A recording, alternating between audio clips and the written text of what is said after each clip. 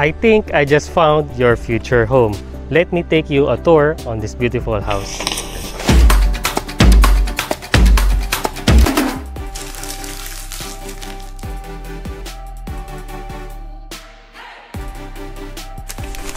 Ito yung model namin dito sa Tres Verde Rosa, yung duplex natin. Meron din tayo nitong single attached.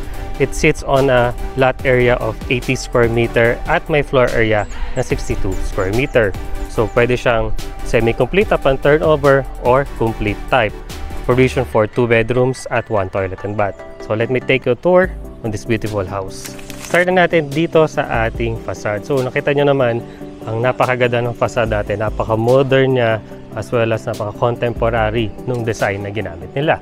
So 2-story nga po siya na duplex. So meron din po tayo dito mga single attached houses. So this one, ito po yung ating complete finish. So itutour ko kayo dyan mamaya. So dito nga ang ating pinaka space sa unahan. So malaki po yung space natin, almost 2 meter yung unahan natin dito. So perfect yan para sa mga plantitos at plantistas. So dito naman sa side, yan. So dito nga ilalagay yung pinaka parking space ng kotse mo. So this is a 80 square meter lot. So kasyang-kasya ang isang kotse dito. At yung nakikita nyo na yan ay kasama na upon turnover. So may rainwater collection tank tayo dito sa gilid. So PVC po yung kanyang material. And then ito nga po yung pinaka-side ng bahay. Ayan, may mga butas na for the aircon.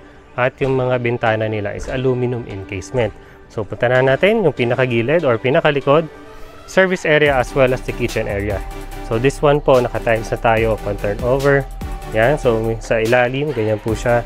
So perfect siya, siyempre lalagyan mo na lang ng base cabinet dyan. At siyempre kung i-extend mo itong pinakalikod, pwede ka na malagay ng mga overhead cabinet dito sa likod. So punta tayo sa loob. Upon entering this beautiful house, yung pinakapintuan mo is flush metal door. Gawa siya sa bakal. At ang ating mga hamba dito is gawa rin siya sa bakal. Ang ganda yan. So iwas tayo sa anay. At meron din tayong cement awning or concrete awning sa taas yan para hindi siya mababasa. So upon entering, yan ang bubungad sa'yo. Napakaganda at napakaluwag na dining space as well as the living space. So yung kitchen nga natin, pinakita ko sa inyo kanina, nandun sa likod. So napakaganda niya. So maluwag yung pinaka-space mo for the living space. So sa unahan natin, ang pinaka-bintana natin is aluminum encasement. Halo po siya ng aluminum encasement as well as sliding windows. Aluminum encasement din po siya. Tapos fix yung nasa baba. Tapos yung ceiling natin, napansin yung ceiling natin, napakaganda at napakataas. Naka-metal deck na tayo at may mga poste at biga. So going here sa ating toilet and bath, complete finish po siya, pan turnover. Yan, naka-tiles na tayo, kompleto ang tiles natin. At ang ating accessories ay kompleto na rin. Ang pintuan natin, PVC na rin, pan turnover. Moving here sa ating napakagandang staircase, napakalapad ng ating staircase. Ang kanyang frame ay gawa sa bakal. At ang mga apaka niya is solid wood. So, ganda niya. So, kung aakyat tayo, mapapansin nyo malapad yung pinaka-staircase natin. Tsaka hindi siya ganun ka-steep hanggang pag-aakyat ka. Hindi ka masyadong mahihirapan.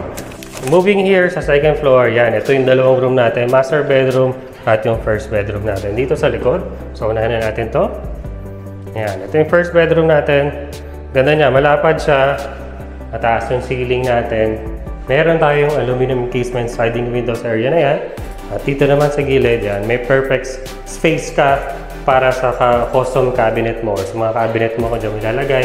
At syempre may butas na for the aircon. At meron na rin siya as well na outlet. And then ang pintuan natin dito is gawa siya sa kahoy or flush door siya. So dito sa ating master bedroom naman, ganoon din yung pintuan natin.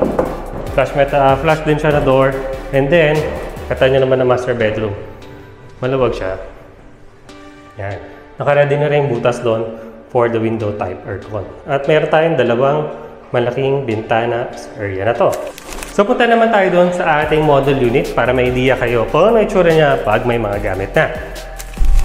So katabi ng ating actual turnover is yung ating model unit. So bigyan ko kayo ng idea kung ano itsura niya pag may mga gamit na siya. So dito sa side, pansin nyo naman, ito yung pinaka 80 square meter natin. May space tayo dito para sa parkingan ng kotse mo. Malaki yung space niya. ample size. So kahit SUV ang ilagay mo sa area na yan, kasyang-kasya. So ito nga yung sinabi ko sa inyo kanina, may space ka para sa mga garden space mo. Siyempre maglalagay ka ng pedestrian gate dito as well as the car space. So entering our model house, napakaganda ng ating model house. Pansin nyo naman, na-maximize nila yung space dito. Napakaganda ng space dito sa ating living space or sa ating sofa area. Diba? Ang ganda, may TV. Malaki yung TV nilagay nila, laki ng cabinetries, pero maluwag pa rin yung pinaka-space for the living area. At dito naman, sa ating napakagandang dining space, napansin nyo naman, napakaluwag pa rin niya. Malaking space, kayang-kaya pong maglagay ng ganyan dahil high ceiling tayo dito. By the way, ang gawa ng bahay nila dito is LBB or load-bearing blocks. Malakapal po yung ginamit nila. So dito naman, sa ating toilet and bath, wala naman sila masyadong ginawa, nilagyan lang nila ng accessories, pero ang ganda pa rin niya tignan, diba? Moving here naman sa ating staircase, napakaganda pa rin ang ginawa nila. Napakasimple lang. So, okay tayo sa taas. So, going here sa second floor, ang ganda naman ng bubungad sa'yo, diba? May bintana tayo sa area na to. Pwede nyo pang lagyan ng mga maliit na cabinet sa area na to. Study table, kung gusto mo, para syempre ma-maximize natin space. So, moving here sa ating first bedroom dito sa likod na part, naglagay sila ng double deck. So, ang ganda ng itsura niya. Kasyang-kasya siya dahil high ceiling naman tayo. So, ample yung space sa taas as well as dito sa baba. At syempre, may space tayo dito sa side na to para naman sa cabinet. Or pwede ka pang maglagay ng office table or study table ng mga bata sa area na to. Moving here sa ating napakagandang master bedroom, napansin nyo naman, meron silang queen size bed, kasyang-kasya at ample space pa yung kabilaan ng ating bed area. So dito naman, sa ating kabilang side ng bedroom, ito, naglagay nga sila office space, study table, at syempre meron tayong cabinet sa area na ito. So mapansin nyo, meron din ganito or harang sa area na to. So pwede mo pa nga siyang paggawa ng mas malaking custom cabinet sa area na yan.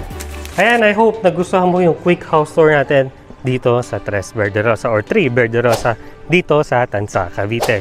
Kung may mga question ka about this beautiful property, you can check our link dyan sa description sa baba. Click nyo lang po yan. Dediretso na po yan sa aming messenger. At kung gusto mo makita yung full house tour ng bahay na to, click mo lang tong link na to at dediretso na yun sa full house tour namin dito sa bahay na to. Thank you so much for watching and see you on the next one.